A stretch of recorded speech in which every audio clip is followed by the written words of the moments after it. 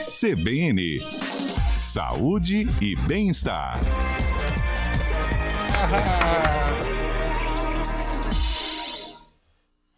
O microfone estava aberto, vazou aqui nosso elogio ao Daniel França, que fez essa vinheta espetacular para o CBN Saúde e Bem-Estar. Dr. Vitor Vasconcelos, rádio ao vivo tem isso. Dr. Vitor Vasconcelos, que é neurocirurgião, cirurgião de coluna do Hospital Madre Teodora, todas as quintas-feiras com a gente aqui no estúdio CBN. Obrigado pela presença mais uma vez. Boa tarde, Dr. Vitor. Um prazer, Guarizo, estar aqui novamente. Boa tarde a você e a todos. A gente riu agora de um negócio de bastidor que aconteceu, mas a gente vai para uma notícia muito triste, né? Que é a morte da Glória Maria. E foi um câncer, Dr. Vitor, que ele foi parar no cérebro, né? Eu queria que você explicasse para a gente como foi essa doença aí que acabou vitimando essa grande jornalista Glória Maria. Exato, Guarizo. Hoje todos fomos pegos de surpresa com essa notícia muito triste, né? De alguém tão icônico que marcou gerações, né? Na nossa lembrança de TVs, notícias, sempre com assuntos muito relevantes. E, de fato, o que trouxe, infelizmente, a morte dela foi uma complicação relacionada à doença no sistema nervoso central, ou seja, o câncer, né, que ela já tratava, e isso já, né, era, segundo os órgãos que noticiavam de modo público, isso era um câncer de pulmão, e com o passar do tempo os tratamentos perderam eficácia e o tumor se disseminou, ele se espalhou pelo corpo e chegou a se localizar no cérebro, né, e é esse tipo de tumor que se espalha, que se chama metástase, né. Ela, inclusive, já tinha sido previamente submetida a um tratamento de cirurgia para remoção e, com o passar do tempo, os tratamentos também foram tornando-se menos eficazes, acontecendo esse desfecho, sim. Quando o tumor chega ao cérebro, ele tem um estágio mais avançado ou foi um caso específico? Olha só, em relação ao caso específico, algumas coisas importantes a gente ressaltar, né? O tumor primário dela, o que originou tudo, era um tumor de pulmão, né? Esse, a gente sabe, é um dos tumores muito frequentes. Segundo os dados do INCA do ano passado, é o terceiro tumor mais frequente no Brasil e é a primeira causa de morte relacionada a câncer no mundo. E o cérebro é, sim, respondendo a sua pergunta, um dos órgãos de maior predileção para se disseminar quando se trata de tumor de pulmão. E isso pode acontecer, na grande maioria das vezes, como uma etapa mais, digamos, do final, mas não é exclusiva do final da evolução de uma doença. Habitualmente, com o avançar dos tratamentos dos cânceres de modo geral, cada vez mais o câncer está sendo combatido de modo eficaz dentro do órgão de onde ele originou e na corrente sanguínea. E o cérebro acaba sendo, o sistema nervoso central, representado grande maioria das vezes pelo cérebro, é o local onde foge, onde escapa o tratamento, ou seja, uma célula, uma pequena parte desse tumor se disseminou, se espalhou através da corrente sanguínea e ao se localizar no cérebro, normalmente ele já está num estágio mais avançado e também os tratamentos, em grande parte, não têm tanta eficácia nesse local. Porque o tumor no cérebro já há alguns anos é enfrentado por uma outra pessoa muito conhecida, que é o Oscar Schmidt, jogador de basquete, né? Ex-jogador de basquete. No caso dele, ele até diz que parou o tratamento porque parou de evoluir o câncer, né? No tocante a essa questão do câncer, a gente, né, costuma falar como um todo câncer no cérebro, mas existem casos bem diferentes, né? No caso dela, era um tumor que nasceu de outro órgão e se espalhou até lá. E isso tem um determinado cuidado. E também o que é público em relação ao caso do Oscar é que esse tumor, no caso dele, é um tumor primário, nascido do próprio tecido cerebral. E esse demanda, né, a depender do grau de agressividade, malignidade, demanda de intervenções como cirurgia, radioterapia ou quimioterapia. Então há casos, respondendo a sua pergunta, que o tratamento é momentâneo em determinado segmento e depois se observa com uma vigilância. Em outros, como em quem tem um tumor vigente em outro órgão, esse tratamento não cessa e tem o objetivo exatamente de prolongar e dar maior qualidade de vida à pessoa acometida.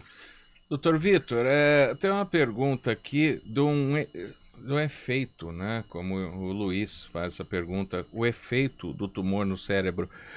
A gente vai falar da suspeita daqui a pouco, né? Mas o efeito é o mesmo de qualquer câncer, ou talvez mais agressivo.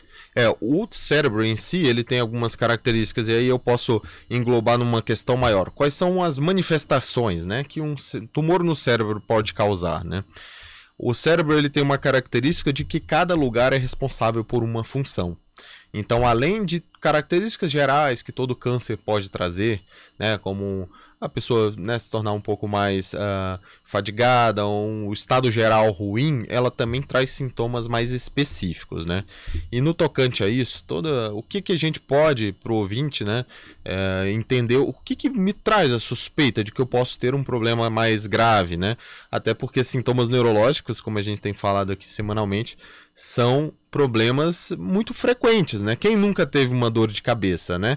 Então, isso é muito frequente no consultório, as pessoas nos procurarem e falam, doutor, eu tive uma dor de cabeça tão intensa que eu tô com medo de ter um tumor no cérebro. Então, para esclarecer isso, quando se trata de tumor no cérebro, o sintoma mais comum, sim, é a dor de cabeça, mas a dor de cabeça com sinais de alarme, digamos assim, né? Aquela dor de cabeça diferente das que você eventualmente já teve, numa intensidade maior, numa duração maior e normalmente de característica progressiva. Ou seja, ontem era melhor do que hoje, amanhã deve ser pior do que foi hoje e isso vai piorando progressivamente. Além desse sintoma, da dor de cabeça, nós temos também as crises convulsivas, né? O popular ataque epiléptico, né? Que a pessoa pode ter, se manifestando normalmente quando se perde o sentido, perde a consciência, seguem-se ali abalos musculares, movimentos involuntários. Isso provavelmente, inclusive, foi como a pesquisadora Glória Maria descobriu do início o tumor. E além desses, sintomas focais, né? Tipo perda de fala, de equilíbrio, força, dependendo do lugar onde o tumor se encontra. E para prevenir, o que pode ser feito? Olha só, no tocante ao caso dela especificamente, o tumor originário, né, o tumor de pulmão, ele, na grande maioria das vezes, tem correlação com uma exposição a agentes poluentes, né? O maior deles, o cigarro. 85% dos tumores relacionados primários do pulmão tem exposição do cigarro.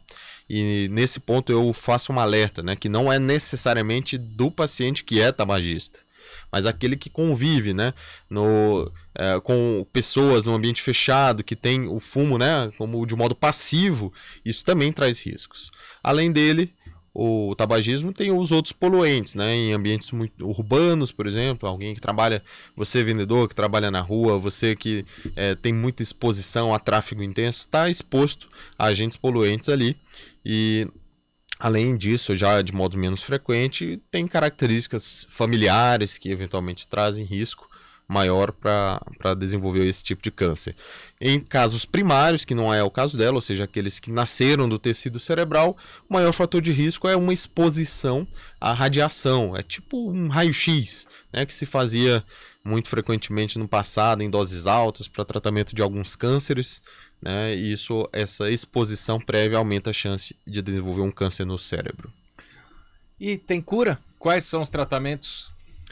Quando se trata de um tumor cerebral que está no contexto de outras, né, lesões no corpo, o tratamento global, sistêmico da doença é importante, ou seja, quimioterapia ou imunoterapia, né? Hoje em dia, no caso dela, se utiliza agentes que têm menos toxicidade, são menos tóxicos à saúde e que estimulam nossa defesa do organismo a atacar essas células cancerígenas.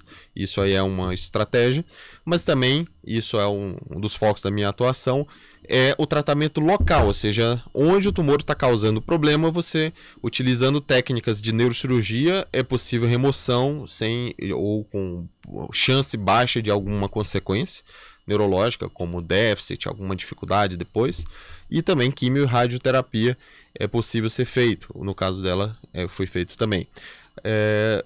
Para se falar em cura, é possível alguém que tem um tumor no cérebro ser curado? Sem dúvidas. Mas isso depende muito da natureza da doença, né? Se tratando de tumores cerebrais malignos, há casos em que não se tem cura, mas se tem um controle muito satisfatório de bastante tempo de vida. Em outros casos de maior agressividade, esse controle já não é tão eficaz. Em tumores primários e de origem benigna é onde se tem maior sucesso, que são tumores que se removem e o paciente tem cura, de fato. Doutor, a gente está citando o cérebro exclusivamente, mas ele é como qualquer outro tipo de câncer que quanto mais cedo descoberto, mais chance de cura tem? Sem dúvidas. No tocante a isso, né, é sempre importante fazer o acompanhamento, sempre cuidar da sua saúde com o objetivo de fazer a triagem para aqueles tipos de câncer que se possa prevenir. Hoje em dia, são muito frequentes os tipos de câncer, como câncer de mama, câncer de próstata, e esses é possível triar. Existem sugestões de fazer um check-up para diagnóstico precoce dessas lesões. Isso aumenta muito a nossa capacidade de lidar com o tumor. Isso também é muito verdade em um outro câncer que é o segundo mais frequente no Brasil, o câncer de cólon. O câncer do intestino grosso. Isso a gente utilizando técnicas como exames diagnósticos, a colonoscopia anualmente, a cada 5 ou 10 anos, dependendo da idade do paciente. Isso pode ser descoberto numa fase muito precoce e realmente causar ali o benefício do diagnóstico e a eventual cura, né? O de cólon que foi o do Pelé, no caso, né? Exato. Bom, e o senhor falou da especialidade, né? É bom consultar para saber do cérebro quem está com dor de cabeça no neurologista, não no clínico geral, porque às vezes um câncer é descoberto num check-up, né? Exato. O objetivo, claro, aqui é informar da possibilidade, mas a grande maioria das vezes uma dor de cabeça não é efetivamente um câncer. Isso, o senhor está tranquilizando muita gente agora. Eu estou te chamando de senhor porque é costume, viu, doutor Vitor? Fica à vontade, Vanessa. Mas, como você dizia... o tumor em a dor de cabeça não é tão preocupante assim. Gente, para a maioria que está escutando, fiquem tranquilos. Eu só oriento que em casos de sinais estranhos, uma dor de cabeça mais persistente, que venha com náusea e vômito, aconteça uma crise convulsiva em você que nunca teve, algum tipo de sintoma associado, como dificuldade de movimento, perda da sensibilidade do corpo, dificuldade de equilíbrio, quando você vai focar em algo, ver duplo, são sinais de alerta. Isso sim demandaria investigação e normalmente um exame simples radiológico, um exame não intervencionista, né, é capaz de fazer o diagnóstico, né? Nosso tempo até já acabou, só que essa pergunta aqui não dá para esperar até a semana que vem, porque a gente fala que é até uma consulta ao vivo que você faz com a gente aqui, Dr. Vitor. É a pergunta do Francisco Camargos, se tumor e nódulo são a mesma coisa. Olha só, o tumor normalmente se descreve como algo que tem uma tendência a crescimento, né? Esse pode ser inclusive benigno, ou seja, quando não há uma taxa de crescimento alto, ou maligno, quando é algo mais agressivo e tende a crescer. O nódulo normalmente se descreve quando é uma pequena porção circundada de líquido, né? E que pode ser um nódulo mais rígido, mas na maioria das vezes algo não tumoral. Ou seja, o tecido ali não tende a crescer. Ele pode ser um nódulo que esteja ali momentaneamente, um nódulo relacionado a algum processo infeccioso. O fato é, na vigência de qualquer suspeita, né, você vai palpar uma região, percebe uma nodulação, ou seja, uma protuberância ali, é recomendável investigar, porque não é possível diagnosticar o que é um nódulo, efetivamente, do que é um tumor que tende a crescer. Então isso aí realmente vale a pena investir tempo para esclarecer do que se trata. Como eu disse, o nosso tempo já acabou, mas tem um ouvinte lá de São Carlos querendo fazer uma pergunta, está nos acompanhando, tal. Se o nódulo é o mesmo que o cisto? Veja, o cisto também é um conglomerado de líquido, né, envolto por líquido. Nódulos e cistos, a depender de onde ele está falando, né, no tocante à minha área, os cistos são áreas dentro do cérebro apenas de líquido, ou seja, a parede daquilo não é revestida por nenhum epitélio, na maioria das vezes, ou seja, não tem nem a crescer. Os nódulos podem ser achados também de exames. Mas nódulos e cistos e tumor, a gente vai dizer que o tumor é algo que demanda de investigação, eventualmente tratamento. Cistos e nódulos, na grande maioria das vezes, eu não sei do qual ele está tratando, mas na maioria das vezes é algo que se acompanha. Muito frequentemente se tem regiões questões como tireoide, se tem nódulos também no fígado. Então, são várias áreas que pode ter nódulos de diferente natureza, mas na maioria das vezes, se são algo suspeito, ou seja, se pode ter um nódulo que tem características suspeitas, aí sim, deve-se prosseguir a investigação para excluir a possibilidade de ser um tumor. Nesse dia triste, né, para o jornalismo, a perda da Glória Maria, a gente começou com a conversa sobre o câncer no cérebro e muitas perguntas chegaram, então quero agradecer, até por esticar um pouquinho o tempo hoje, Dr. Vitor Vasconcelos, neurocirurgião, cirurgião de coluna do Hospital Madre Teodora, todas as quintas-feiras com a gente aqui, tirando dúvidas sobre neurologia no Saúde e Bem-Estar. Dr. Vitor, obrigado pela presença mais uma vez, uma boa tarde. Sempre um prazer, uma boa tarde. Agora são 3h27.